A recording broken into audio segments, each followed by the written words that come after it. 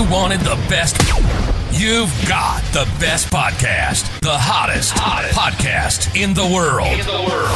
The Chris Voss Show, the preeminent podcast with guests so smart you may experience serious brain bleed. The CEOs, authors, thought leaders, visionaries, and motivators. Get ready. Strap yourself in. Keep your hands, arms, and legs inside the vehicle at all times, because you're about to go on a monster education roller coaster with your brain. Now, here's your host, Chris Voss. Hi, folks. It's Voss here from thechrisvossshow.com. Ladies and gentlemen, the Iron League Sinks That Makes It Official. Welcome to the big show for over 16 years and 2300 episodes. We even bring you the Chris Voss Show. We're a top 1% podcast. What more do we need to do for you people? To refer the show to your family, friends, and relatives, go to goodreads.com/Chris Voss, LinkedIn.com/Chris Voss, Chris Voss 1 on the TikTok, and Chris Voss, Facebook.com, or it's Facebook.chrisvoss.com. One of those two. You'll find us. Just Google the Chris Voss Show on Facebook. There's like a million groups and all that crap. Opinions expressed by guests on the podcast are solely their own and do not necessarily reflect the opinions of the host or the Chris Voss Show. Some guests of the show may be advertising on the podcast, but it is not an endorsement or review of any kind. Anyway, guys, we have an amazing young man on the show. Today we're going to be talking about his new book out August 20th, 2024. It is called Thirst, a novel of lost innocence and redemption, because everyone loves a redemption story. Rise from the ashes, the phoenix, as it were, etc., etc. H.W. Terrance joins us on the show. I'll be referring to him as Terrance through the show per his request, so don't write me on YouTube. He is a retired businessman who has discovered a passion for writing. He's a recovered alcoholic, and he shares his journey through his first book we before mentioned. It's a fictional retelling of his life story. With his book, he hopes to inspire and support those struggling with addiction, whether to drugs, alcohol, or sex, or by offering a message of recovery and redemption. Having found hope through God, he is committed to paying it forward, using his story to guide others towards healing and a renewed sense of purpose. Welcome to the show, Mr. Terrance. How are you doing? I'm doing good. Thanks for having me, Chris. Thanks for coming. Give us your .coms or any place on the internet, socials, you want people to look you up and learn more about you. No, actually, just the book's for sale on Amazon and Barnes & Noble and Kindle. And it's called Thirst. And just buy the book and share it with anyone that might be struggling with addiction, or just like a good story of a guy that was lost in life finding his way. Thirst, a compelling novel that journeys from childhood trauma through the depths of addiction to the arduous path of recovery. Everyone loves recovery. Everyone loves the comeback story, if you will. So give us a 30,000 overview of what's inside the book. Well, it starts off kind of with a quick look at what addictions, and then it kind of goes back down to the childhood to figure out who this person is and what might have happened to them along the way that could have led them to addiction. And so it's a childhood, like many childhoods, full of hope and ambition and with some obviously emotional trauma that comes in most homes. And so the boy is, hopefully a character people can identify with and enjoy and get close to. And then as he runs into adolescence and turns into addiction, he becomes a lot less lovable, obviously, and turns into the Hound, which is, the name of his character as the alcoholic, drug addict, hedonistic, self-centered, party animal that kind of goes through life selfishly, just trying to find the next buzz, the next high, has a thirst for life that can't be quenched. And of course, that falls into extremism and addiction and drug abuse, alcohol abuse, sex addiction, everything. And as he's, at the depth of despair and hopelessness, he has a spiritual experience, goes to a treatment center and starts the long journey back up to recovery and living a purposeful life and, mending the relationships that he's destroyed and finding his true purpose to go forward in life and thrive. And so it's a journey of redemption, but also kind of interwoven in your story. You know, we talk a lot about trauma on the show, you know, psychological issues and stuff like that. It's the trauma, Chris Voss, the trauma show, mainly because we give people trauma with that intro that we put out, the brain one. Yeah. But, you know, a lot of people that suffer from addiction, that are in rehab, there's childhood trauma usually at play. And what they're doing is they're sometimes medicating that trauma. And, you know, and we do a lot of things to medicate in life, even if you don't have an addictive personality. I think it's real important to establish, you know, early on in life, figure out if you have an addictive personality, because if you do have an addictive personality, you know, you're probably going to be more attached to certain things that can get you into problematic issues. You know, we mentioned the green room. I lived in Vegas for 25 years. I've seen what addiction looks like and how it interacts in a day-to-day life. I've seen people that are so addicted to, well, they just have such a high addictive personality and probably unresolved trauma that, I mean, their whole life has to be babysit by someone else. Like, I've known grown men that have to have their brother get their paycheck every 2 weeks and basically manage their money for them, because if they get their paycheck, they're down to the casino and they've blown 2 weeks of income in 2 hours, right? And then they're broke. And, you know, I've seen a lot of sad cases of that. I'm sure you have too, through your journeys through, you know, addiction and the recovery places. So a lot of, you know, childhood trauma seems to be a big issue, the medication for it. I don't know if you want to speak to some of that or resolving some of that. It's up to you. Yeah, of course. I mean, you know, the trauma, you know, of childhood, I think happens to all of us. We all get some trauma. And I think a lot of it, you know, is not so much what happens to us, but whether we're loved through it, you know, whether we're coached on life, you know, by loving present parents, that, you know, there's times you're going to lose, there's times you're going to fail, but it doesn't mean you're a loser or a failure. And you know, I think some of the messaging that my generation got a lot of absentee parenting, and so that trauma was left with us to figure out, you know, and try to overcome. And in the book, you know, the character has that dynamic where he's not being abused physically, more mentally or verbally, but he's being neglected. And so through his life's experiences, he's left to sort of try to figure them out on his own, whether he's you know, just a failure and you know, or you know, he doesn't know how to navigate through these events that happen in his life. Yeah, and that's one of the challenges of dealing with this trauma coming from a childhood. You know, part of the things that people have in childhood is they don't have the ability to handle these things. We're not adults. We're not fully functioning in our brain. Our brains haven't fully developed. You know, some people, they bury their trauma, their brain turns it off and makes them forget about it because they know they're not equipped to handle it. And then later in life, it hands it to them and goes, I think you're ready for this now, maybe. I don't know. I don't think anyone's really ready for it, but there comes a time where you've got to reconcile it. But yeah, it shapes your thing. You know, this is something we've talked about on the show. I'm not sure how much we put an accent on it, but the blueprints that you get from childhood that your parents are giving you in showing you how to have a relationship, how to have masculine and feminine polarity, how relationships work. You know, many times, even if they're not the greatest of relationships, being able to see that dynamic between the yin and yang between a man and woman, masculine and feminine, is important, because, you know, you can see what goes on and challenges a relationship. But a lot of times we go into our relationships trying to replicate those blueprints from childhood, and a lot of those blueprints weren't meant to work. That's why they weren't working in the first place.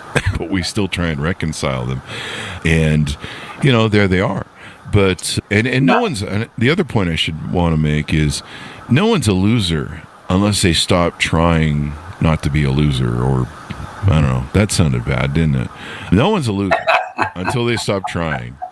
Until they until they believe they are one. And then Chris Voss says you're a loser until you just stay a loser. And no one's really a loser. It's just maybe you quit. Or you didn't know how to fix it. Yeah, you don't know how to fix it. So some people are just maybe in suspension, at a point in time, and you're just trying to figure it out. And you know what, people, if you're out there listening in the audience, we're all trying to figure it out. I think you can probably second that, Terrance. There's nobody on this planet who thinks they know everything. If they do, you've met the 1% to 4% of narcissists. So and the book addresses that. The part of the trauma of that childhood is a desire to overcompensate by overachieving. So a thirst for life is created where, we go out and try to overcompensate for that low self-esteem or that feeling like we don't measure up. And so we're gonna really succeed in the world, or we're gonna really drink a lot, or really chase a lot of women, really make a lot of money, really, and all these excesses come in to try and quench that thirst. And really the thirst is being generated from a sense of not being enough, and a lot of successful people have taken that and turned it into success.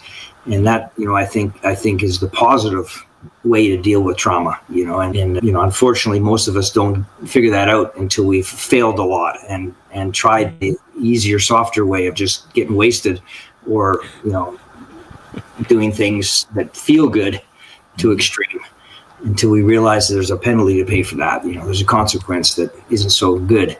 And then we have to start trying to figure out a different way to process that trauma into a successful, meaningful life. Mm-hmm. And in my story and in the story of the book, that has to come with trying to get out of selfishness and out of self-centeredness and into looking to who can I help in my life get out of their trouble. Yeah.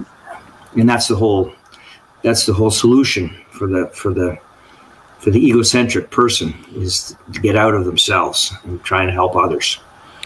Yeah. I mean, that's kind of where gratitude, I think, plays in life, and being able to be thankful for what you have, be grounded in where you've been and what you've done, try and resolve your trauma and your things. Because you're right, a lot of what we chase through life is to try and overcome those obstacles that we found in childhood, and maybe things we didn't have in childhood. I went through that. I grew up poor and tried to overcompensate, and then couldn't figure out why I was miserable. And the people that couldn't get enough of what I was giving away were miserable too, because they just wanted more, and they didn't really care about me. But you buy love and acceptance and popularity, and you think it's gonna lead to something positive, and many times it doesn't. You end up unfulfilled, and so you've got to find what will fulfill you and help you. Do you want to talk to us about how you were raised and some of the different ways you went through life and journey that you went through in struggling with your addiction? Yeah, I was a child of a military family, so we moved every 2 years. It was hard to establish long-term friendships, intimate friendships. As soon as it was created, it was, you had to move. Oh, wow. There's a lot of pain in leaving your what you're used to, your surroundings, your friends, your school, your sports teams, even the culture that you're in, because we move sometimes to other countries and sometimes just to other areas that were really different from where we came. So there's a lot of that kind of an adjustment. My house, I had only one brother who was a lot older than me, so I didn't really have siblings that were my age, and just raised in a very solitary way, and so I use sports a lot as a way to interact with people, because I could perform the sport without talking or having. You'd get relationship through sport. Mm-hmm. So I use that a lot, and so then I developed the dream that I guess sport is the answer. I have to become a professional athlete, and I had dreams of playing in the NHL, and or the professional football or baseball, and so that unfortunately, when that dream didn't happen, I was devastated, Yeah. That's in the book, where I had failed in a big way at that. And at that point, I didn't have another solution to life. I didn't know how to do anything else. So, I turned to being an alcoholic, to drinking and partying and decided to be competitive with that, competitive drinking and partying. I think I've done some of that in my younger years, so I can attest to the attempts at that. And so sometimes I think, that's masking what we're really trying to do is fix our trauma. And so a lot of times we're tuning it out. Maybe. Exactly. You could tune it out with sports, but then when that dream ended, I'm just going to tune everything out, and just become numb, comfortably numb. Become a championship number. Exactly. As it were. Exactly. I've seen that movie. Yeah. I might still do it every now and then. I think video games are my number, or sometimes I like to go out to eat and a little too much, and I'm like, I really should sit home and cook some more. But I'll make the point: you never really fail at anything in life. Like, you try shift. Like, somewhere when I was a teenager, I was looking at the Sears catalog, JCPenney catalog. We used to get these, back in the day for you Gen Zers, the way we shopped was we get this 10-ton catalog that was like, I don't know, this thick or something. It was bigger than War and Peace, and it had, pictures and ordering data on anything you could ever want. It was like Amazon only in a phone book, basically. And I remember looking at it and having this epiphany that life was like a giant catalog where you could choose what you wanted to live or the life you wanted to lead or try to lead. And so you didn't have to accept what, maybe your parents were telling you is the way you should live your life. You didn't have to accept the way maybe society is choosing your life. It just dawned on me really early that I had a choice. And I was like, well, if I have a choice, then I'm going to choose. And, that's the thing about life. Life is about trying things on and seeing if you like them and then keeping going. It's like the Walmart dressing room. You try stuff on, and sometimes it doesn't work. You need to take it back and put it back on the rack. And I tried being a photographer for 5 to 7 years, and I think I'm a good little hack. But I realized I didn't have any talent for it. I realized I didn't have any love for the editing process. I liked taking the photos and traveling and shooting, but the editing just took all the fun out of it. And I really wasn't that good of a photographer. I just tried it to see if it would work. So I don't really think that I failed at it. I just discovered that it wasn't my thing. Tiger Woods golf, that's his thing, right? We all kind of have some different things that we're really good at, but we have to find them. We have to discover them, and the only way to discover them is by experimentation and trying things. Yeah, it sounds like you grew up poor like I did. So I mean, when I left home, it was the first decade was just trying to get enough money to pay rent and eat. So I would do anything that you could make money at, basically. Yeah. I mean, you're just trying to. I mean, most men in their 20s are on the hero's journey. They're trying to figure life out. They're not handed their value, so they have to earn it. And that's the beauty of being a man and the hero's journey. And we have to go through that. But I think you make a great point, because early on you were talking about how people see us as failures or judge us as failures, or we judge ourselves as failures because not everything works for us. And then sometimes we go into self-destruction modes because of it, or do things that are self-destructive. Exactly. And, sometimes that's for popularity too. I mean, one of the reasons I drank is because, I was going to clubs all the time. I was dating women. I was doing, had lots of friends and would throw huge parties at my house. Part of my cope, if you will, was to trying to overcome, number one, growing up poor, number one, not having all my friends, number two, probably not being popular. I think I said 2 number ones there. People at home don't write me. On YouTube, they're going to be like, whatever, people. It's Monday. I can't count yet. Yeah. I wait till Tuesday, and the coffee's still kicking in. But, what we've talked about so far today is a blueprint for a lot of people in their lives, You never think you fail. I don't think I failed at being a photographer or cameraman. It wasn't me. It wasn't for me. It wasn't, but it was, the adventure was fun. I learned a lot. I've got some great photos. I've got hundreds of thousands of photos, a lot that I should go back and edit. And frankly, what's kind of funny is AI editing for photos now has really come of age. And so I can hand AI my photo and they'll make it look as beautiful as I wanted it to without having to do hours of editing. So you just never know. AI did the cover to this book, to Thirst. Yeah, you just never know. Over time. I played piano when I was younger. I I didn't, and then I kind of fell out with it. Same thing with guitar. I tried to learn guitar. Boy, that was not my thing. I was kind of, I could put out a few good licks that I could invent, but other than that, it didn't speak to my soul as much as I thought it would. And so you gotta go through life and try on these different hats, try on these different clothes, and find what works for you. But it doesn't mean you're a loser. Just because I can't be a good photographer doesn't mean I'm a loser. Mm-hmm. It just means that's not me. So you got to find what's you. Same thing with relationships. A lot of people are on big dating groups, and a lot of people think that, just because anyone on the planet rejects them for a date or rejects them after a date, that it's, the end of the world and they're a horrible person, they're a loser, and no one wants them. That's not really true. That's just not your person, And I think age has a lot to do with it, when you hit that wall when you're 13 or 14, it seems like it's forever, and if you've already lived for a decade or two as an adult, then you start to understand that, not all things work out, and there's another thing waiting for you around the corner, like you're talking about. Yeah.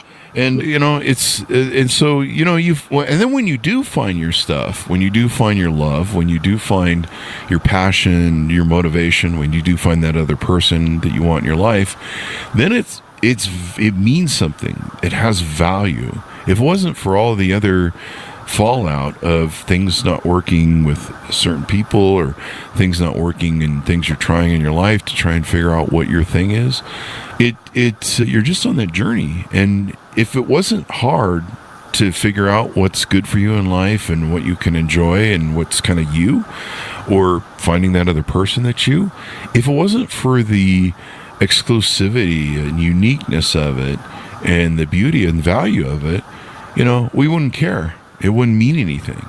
The struggle makes life mean more. Your book is a story of rising from the ashes as the phoenix. Everyone loves a comeback story because we've all been there. We've all been through the struggle, and then we've come out the other side, and we're better and bigger for it.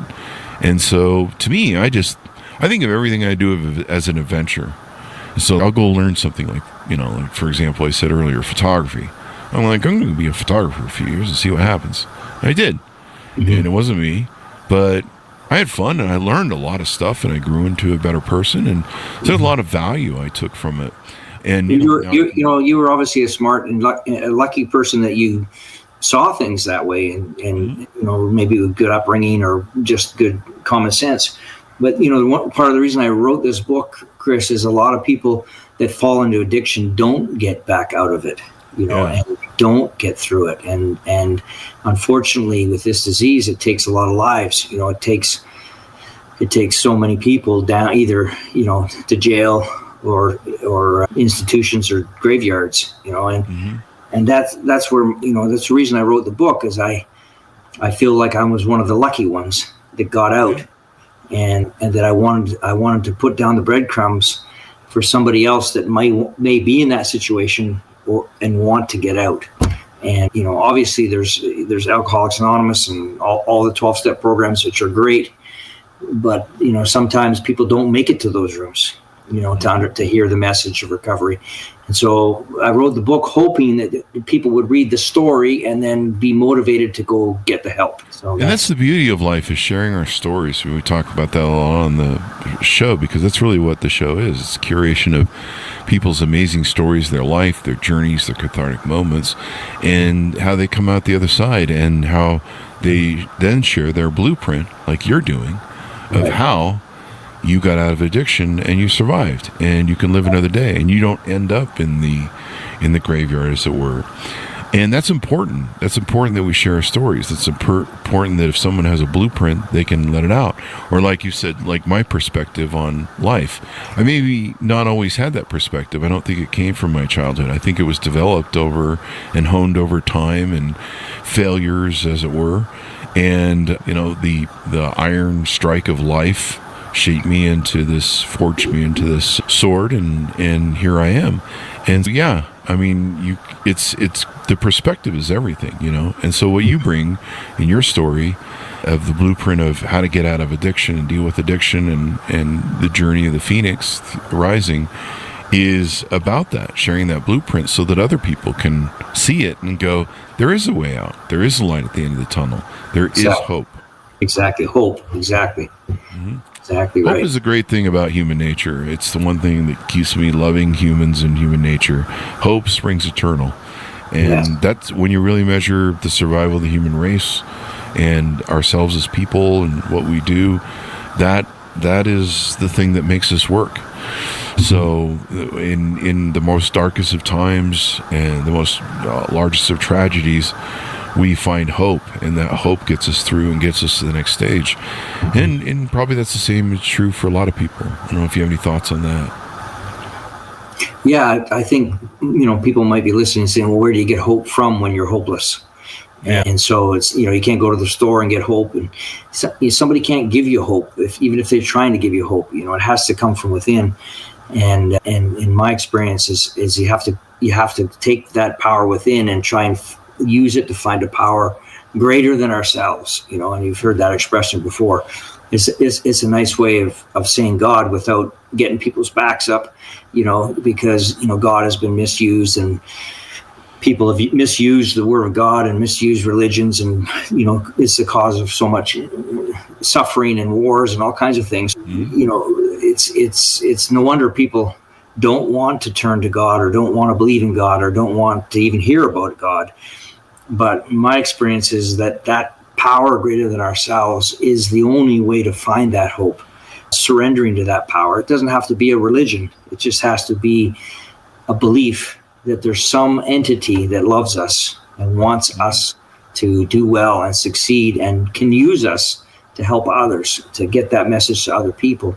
And when we have a purpose in our life, that brings hope. It's okay, it's not just about me making it for me, but if I make it, maybe I can help others make it. And then that purpose in life gives us the strength to carry on through darkness and keep that hope burning, and so that's a lot of what the story is about in Thirst, is taking the thirst for life that turned into addiction, too much of the wrong things, and trying to make that thirst for hope and faith and love and helping others.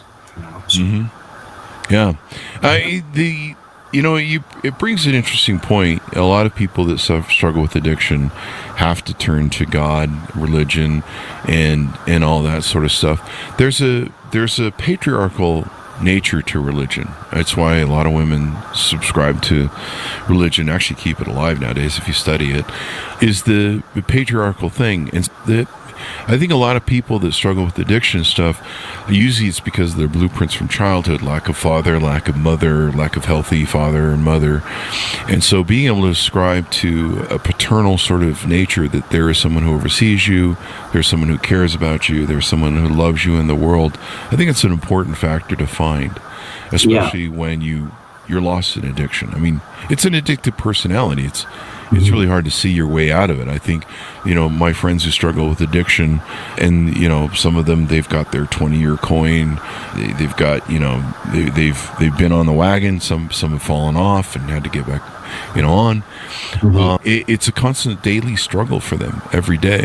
So I think having, I just had an epiphany, it's important for people to have that paternal sort of thing, that someone loves them, someone that cares about them, because maybe that was missing when they were growing up, or the connection to other people.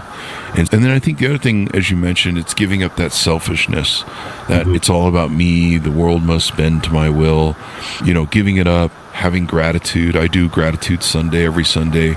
It's on my calendar, and I kind of spend the day thinking about what I have, being grateful, feeling blessed, trying to kind of think about my life and go, there's a lot of good things going on here.